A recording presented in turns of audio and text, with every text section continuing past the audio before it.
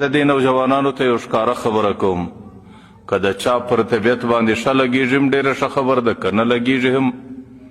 هغه دا چې عام طور چې سړی زنانه غواړي او د زنانې د نکاح دپاره انتخاب کوي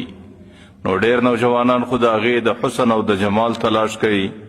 چې یاره ښایسته ده که بدرنګه یاره جګه ده که ګړدۍ ده او چاغه ده که نرۍ ده زه دا وایم چې د دې شیانو ډېر انتخاب مه کوئ انتخاب د دې خبرې وکړئ چې په دې زنانه زما عزت حفاظت زما د عفت او د پاک دامنۍ حفاظت کیږي که نه کیږي دا زنانه زما د عزت امینه ده که نه ده دا زما یو تجربه ده تاسو اولنی د دې پوښتنه کوئ چې دا زنانه په خپل کور کې چې دا اوسیږي ایا دا غټ ټلیفون استعمالوي که نه استعمالوي که کومه زنانه د غټ ټلیفون عادي وله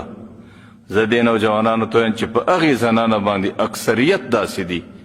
ډېر ځله داسې چې په هغې باندې د سړي د عزت حفاظت نه کیږي